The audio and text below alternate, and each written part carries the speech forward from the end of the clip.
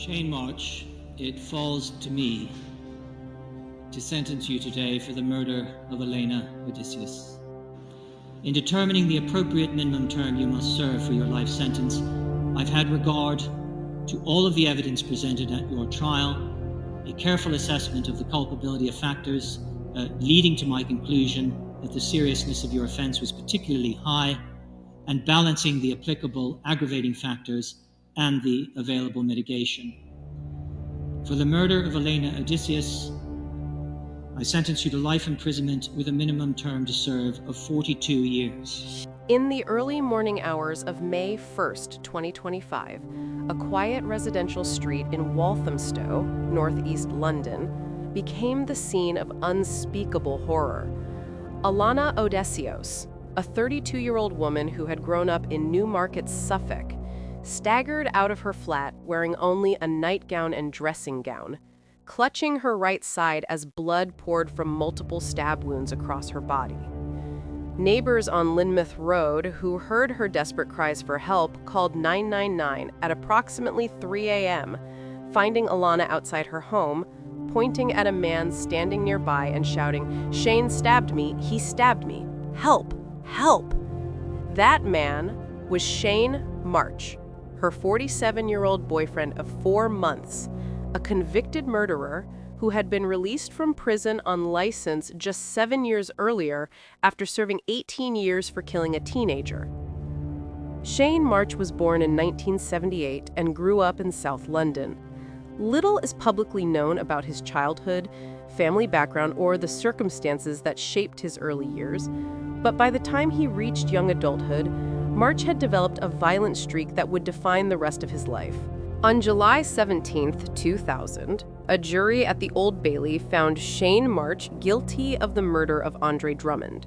He was sentenced to life imprisonment, the mandatory sentence for murder in the United Kingdom. At just 21 years old, March began what was supposed to be a lengthy prison term that would keep him off the streets and prevent him from harming others. But the British parole system, designed to rehabilitate offenders and reintegrate them into society, would ultimately release March back into the community despite clear evidence that he remained dangerous. March served 13 years in prison before being released on license in early 2013. A life sentence in the United Kingdom does not mean imprisonment for the entirety of one's life. Instead, it typically involves a minimum term of imprisonment, followed by release on license, meaning the offender remains under supervision and can be recalled to prison if they violate the conditions of their release. March's release in 2013 came with strict conditions. He was required to report to a probation officer, avoid contact with certain individuals, refrain from criminal activity, and demonstrate that he had reformed and no longer posed a threat to public safety. But within months of his release, March violated those conditions in a way that should have served as a red flag about his continued dangerousness. In July 2013, just months after being released from prison, March assaulted another partner, a violent attack that resulted in him being recalled to prison. The assault demonstrated that March had not reformed, that his capacity for violence remained intact, and that women in his life were at particular risk. He was returned to custody and held for several more years. But in February 2018, incredibly, March was released on license again. Despite his history of murder, his violation of parole conditions through domestic violence, and the clear pattern of violent behavior toward intimate partners, authorities determined that March could be safely released back into society. It was a decision that would prove catastrophic. Elena Odysseus was born in 1993 and grew up in Newmarket, Suffolk, a historic market town known for its horse racing heritage. Friends and family described Elena as a vibrant, kind-hearted woman who loved life and had dreams for her future. By 2025, Elena was living in Walthamstow, a diverse working-class neighborhood in northeast London. She had recently met Shane March, and the two began a relationship in early January 2025. The relationship moved quickly, and within weeks, Elena discovered she was pregnant with March's child. It should have been a time of joy and anticipation, but instead, the pregnancy became a source of conflict and violence that would ultimately cost Alana her life. According to evidence presented during March's trial, the relationship between Alana and Shane was volatile from the start. March was controlling, jealous, and prone to explosive anger. On evening April 30th, 2025, the couple had been drinking together at Alana's flat on Lynmouth Road. An argument erupted when March accused Alana of cheating on him and claimed that the unborn child was not his. Alana denied the accusations, but March's rage escalated. He threatened her, his voice rising as he became increasingly agitated. Friends who later spoke to investigators said that March had become obsessed with the idea that Alana was unfaithful, despite no evidence to support his suspicions. The argument appeared to settle down as the evening progressed into the early morning hours of May 1st, 2025, but around 3 a.m., the violence erupted. According to March's own later statements to police, he saw red during a dispute about a pair of his trainers. He went to the kitchen, grabbed a knife, and attacked Alana with ferocious brutality. Forensic pathologists who examined Alana's body found 19 to 23 stab and slash wounds across her torso, shoulders, buttocks, right arm, thighs, and lower legs.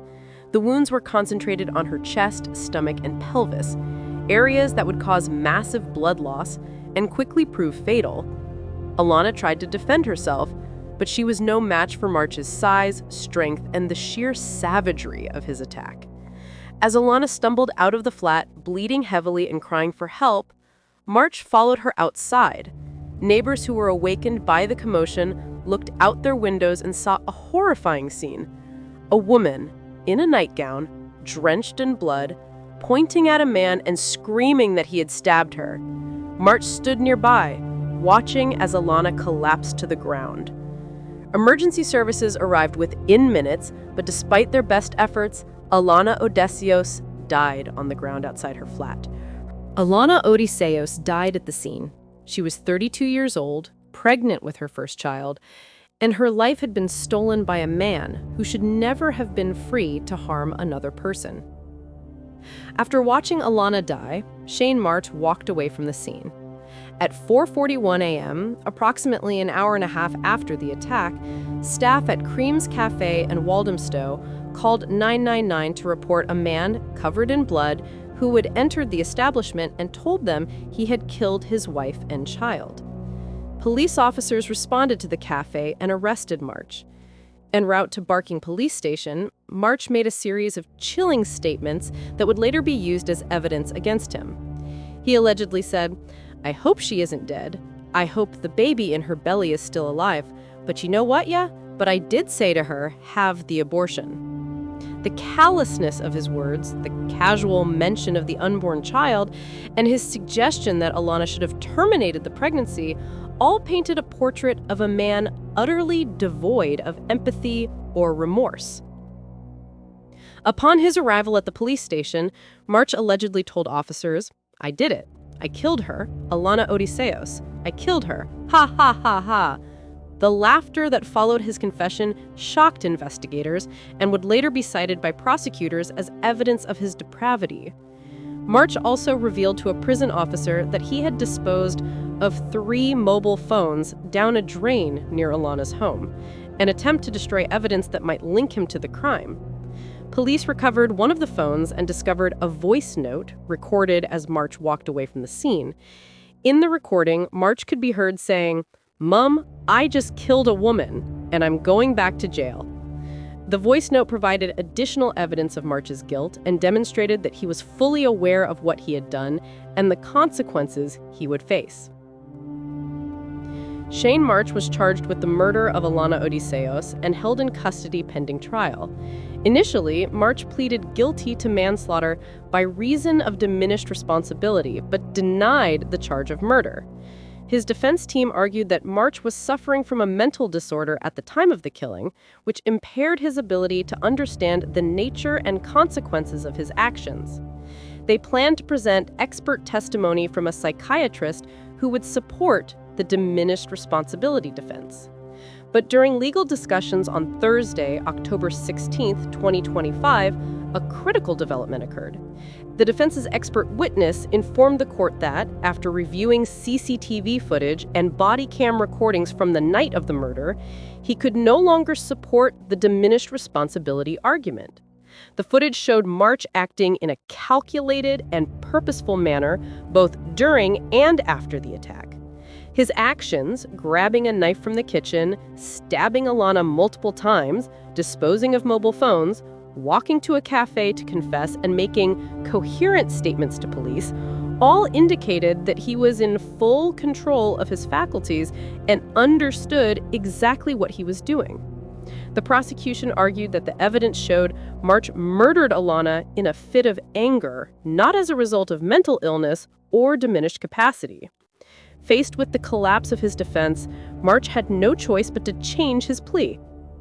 On Friday, October 17, 2025, Shane March erupted in anger during court proceedings, directing outbursts at Alana's family members who were present in the courtroom. His behavior was so disruptive that he was removed from the courtroom. After conferring with his attorney, Sandip KC, March returned to the dock a few hours later and admitted guilt for the murder of Alana Odysseos. As he changed his plea to guilty, audible expressions of relief resonated in the courtroom from Alana's relatives, who had endured months of waiting for justice.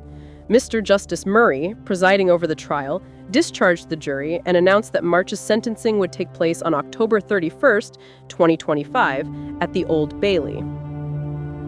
Following March's guilty plea, reporting restrictions on his earlier murder conviction were lifted, and it could finally be revealed to the public that March had previously been convicted of murdering 17-year-old Andre Drummond in 2000. The revelation shocked many in the community and raised urgent questions about how a convicted murderer, who had also violated parole conditions through domestic violence, could be released back into society and allowed to form relationships with vulnerable women. Prosecutor Louise Oakley informed the court that the prosecution would recommend a whole life sentence for Shane March, meaning he would spend the rest of his natural life in prison without the possibility of parole. Oakley noted that March had previously been convicted of murder and sentenced to life imprisonment on July 17, 2000, and that his killing of Alana while on license for that earlier murder made him an exceptionally dangerous offender who should never be released again. Whole life sentences are rare in the United Kingdom, typically reserved for the most heinous crimes, like serial killings, terrorist attacks, or murders committed by offenders with extensive violent histories. March's case met those criteria. On October 31st, 2025, March appeared at the Old Bailey for sentencing. The courtroom was packed with Alana's family members, friends, and members of the press. Victim impact statements were read aloud, describing the devastating loss of Alana and the unborn child she was carrying. Her family spoke of a vibrant young woman with her whole life ahead of her, dreams of motherhood and plans for the future, all stolen by a man who had already proven himself to be a killer. They expressed anger at the system that had allowed March to be released from prison despite his violent history, and called for reforms to prevent similar tragedies in the future. Mr. Justice Murray sentenced March to life imprisonment with a whole life order, meaning March will die in prison and will never be eligible for parole. He described the murder as a brutal, premeditated act of violence against a vulnerable woman who was pregnant with March's child. He noted that March had shown no remorse for his actions and had even laughed when confessing to police. The whole life sentence ensured that March would never again have the opportunity to harm another person. The case of Shane March and the murder of Alana Odysseos sparked a national conversation in the United Kingdom about the parole system, the monitoring of violent offenders released on license, and the protection of domestic violence victims. Critics pointed out that March had been released on license twice, despite clear evidence that he remained dangerous. His 2013 assault on a partner should have disqualified him from ever being released again, but authorities granted him another chance in 2018 with catastrophic consequences. Domestic violence advocates called for stricter monitoring of offenders with histories of violence against intimate partners and for automatic lifetime bans on release for individuals who commit murder and then violate parole through additional acts of violence. The case also highlighted the challenges faced by women in relationships with violent men who have criminal histories. Alana Odysseos may not have known about March's past when she began dating him, or she may have believed that he had changed and deserved a second chance. Either way, the relationship cost her life and the life of her unborn child. Advocates emphasized the importance of background checks, open communication about past criminal history, and awareness of warning signs of domestic violence. As of November 2025, Shane March remains incarcerated in a high-security prison, serving his whole life sentence. He is now 47 years old and will spend the rest of his life in behind bars, a fate that many believe is the only appropriate outcome for a man who killed 2 people, violated parole, and showed no capacity for rehabilitation.